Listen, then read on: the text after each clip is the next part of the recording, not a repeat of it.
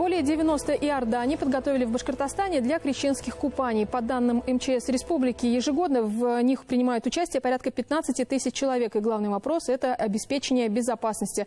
Как это будет сделано, обсудим прямо сейчас вместе с гостем. Сегодня с нами Вильдар Шарипов, главный специалист, эксперт отдела безопасности людей на водных объектах Главного управления МЧС России по Республике Башкортостан. Здравствуйте. Здравствуйте. Расскажите, пожалуйста, как будет обеспечиваться безопасность? Подготовительные работы Главным управлением по обеспечению безопасности в этих мероприятиях были уже организованы во второй декаде 2021 года. Главным управлением муниципальным образованием были направлены письма, методические рекомендации, а также были сделаны запросы по местам крещенских купаний и предоставление сведений о силах и средствах, обеспечивающих безопасность в данных мероприятиях. В настоящее время определены все эти места, 96 мест. Кроме этого, в 107 культовых учреждениях будут проходить богослужения, освящение воды и раздачи освященной воды прихожанам. Что входит в обеспечение безопасности в эти крещенские купания? Силы и средства всей Республики Башкортостан составляют более 1130 человек, более 200 единиц транспорта. Кроме этого, в эту силы и средства входит полиция, медицинские службы, и службы спасателей, которые будут обеспечивать безопасность непосредственно рядом с купелями. А что будет непосредственно находиться рядом с купелями? Обычно располагается палатка, в которой могут люди переодеться, согреться. Да? Опыт прошлогодних крещенских купаний будет соблюдаться в этом году? Вот смотрите, сперва непосредственно перед тем, как все это организовать, ведется мониторинг водного объекта, где лучше сделать место крещенских купаний. Для этого около водного объекта широкая береговая зона должна быть. Вы, как правильно сказали, там идет размещение пунктов обогрева, пунктов полиции и пунктов медслужб. Дальше толщина льда должна соответствовать требованиям. При наличии уже в очереди месту купания 15-20 человек, толщина льда должна быть не менее 20 сантиметров. Купель должна иметь площадь 12 квадратных метров. К купели должны быть подходы, осыпанные песком, соломой, или должны быть деревянные настилы. Это для того, чтобы люди, пришедшие, не могли проскользнуться и получить травмы. Далее спуск в воду осуществляется через металлические деревянные лестницы. Глубина воды не должна превышать 150 сантиметров. По бокам в подводном пространстве должны быть щиты, чтобы люди не могли уйти под воду. С двух сторон при входе и при выходе из воды должны быть стоять спасатели. И рядом должны за безопасность, вернее, обеспечивать правопорядок службы полиции должны быть. Какие рекомендации вы можете дать тем, кто собирается прийти в крещенские купания? Да? В каком состоянии нужно находиться? Какую одежду нужно с собой взять? Нужно ли брать чай в термосе, например? Первое правило – это если человек идет уже сознательно, то он должен прийти, покушав хорошо, в первую очередь, чтобы желудок не был пуст. Во-вторых, с собой... Почему это важно? Ввиду того, что при резком охлаждении внутренние органы не сжались, понимаете? Угу. И вот второе правило – это с собой взять обязательно не скользящие тапочки. Обычно люди в шерстяных носках идут к месту купания. Дальше, как вы правильно сказали, специальные горячие из трав, из чая, так, напитки, чтобы после того, как выйти, сразу выпить, чтобы организм уже начал восстанавливаться в результате резких переохлаждений. Следующее правило. Обязательно перед тем, как зайти в воду, надо протереть сухим полотенцем, пробежаться, сделать упражнения и только тогда спускаться в воду. На воде находиться не более 1 минуты.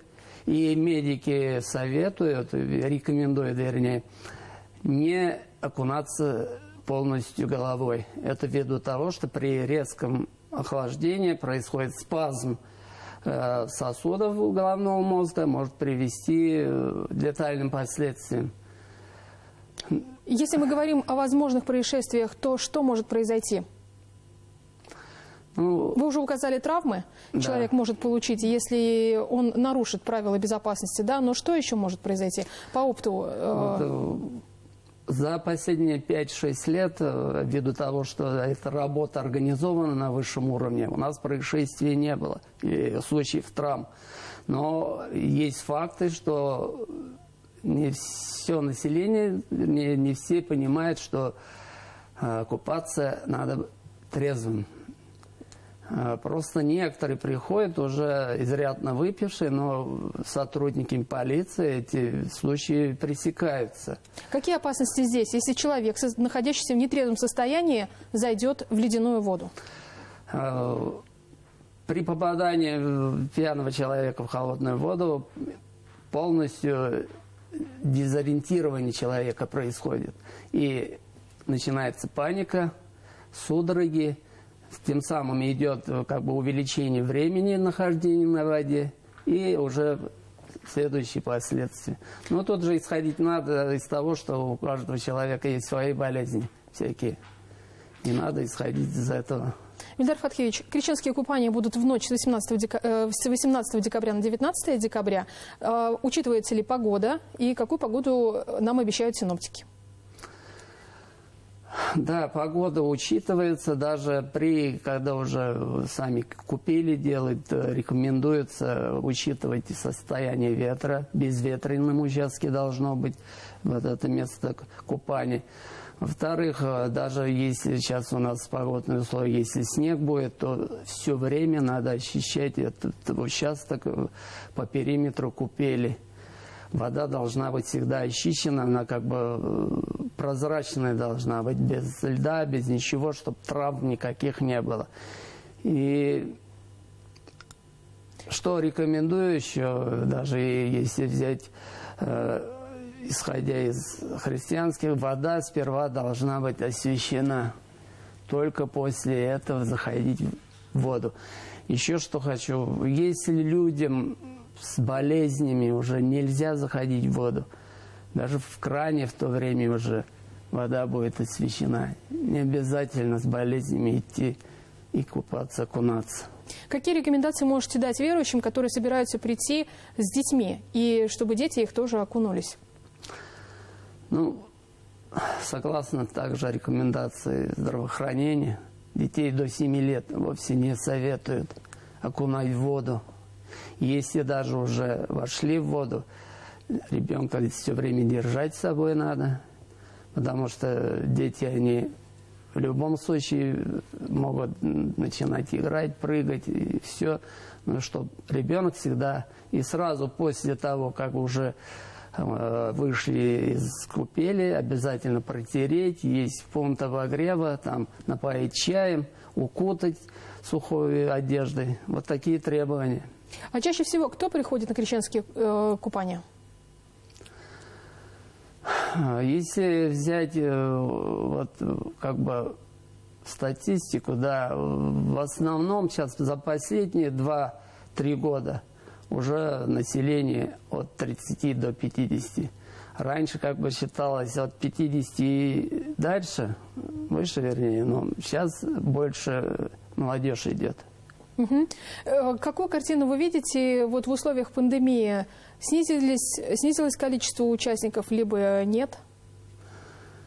Ну, если взять данные пятилетние, то 5-летней давности? Да, назад, то там было 45 тысяч человек по республике было. Ну, вы поймите... А мы сейчас уже говорим, что порядка 15. Да, дело в том, что вот этот праздник в рабочей неделе попадается. Тоже влияет? Да, тоже влияет, потому что люди возвращаются очень поздно. Уже некоторым не до этого бывает. После того, как крещенские купания завершатся, каким образом что будет сделано вот с иорданиями, да, все-таки это тоже вопрос безопасности. Вы уже сказали, что экстренные службы, медики, полиция там будут работать, но затем ведь они уедут? Ну да, вот после окончания всех мероприятий купели будут блокироваться. Техникой они специально будут закрываться снежными заносами. И уже даже в некоторых районах будут указывать, что купание уже запрещено, все. Но патрулирование все равно остается до последнего человека. Ну, давайте проговорим, вот у нас буквально минута остается. Все-таки в случае происшествия нужно звонить 112 и уже просить о помощи. Мало ли что может произойти, да, Ильдар Фатхиевич? Для чего мы говорили, что служба безопасности. Также там у нас все сотрудники МЧС находятся на месте. Реагирование моментальное. Телефоны все есть. И главное приходить к оборудованным купелям, потому что там самое безопасное место. Да, потому что несанкционированные места будут пресекаться, если возможно узакониваться, а если что, уже блокироваться будут. Потому что там нету служб безопасности, и наше население не защищено от происшествий и травм в таких местах. Спасибо вам большое. Сегодня гостем программы «Интервью» в эфире главного телеканала Республики был Вильдар Шарипов, главный специалист, эксперт отдела безопасности людей на водных объектах Главного управления МЧС России по Республике Башкортостан. Не переключайтесь, все самое интересное в нашем эфире.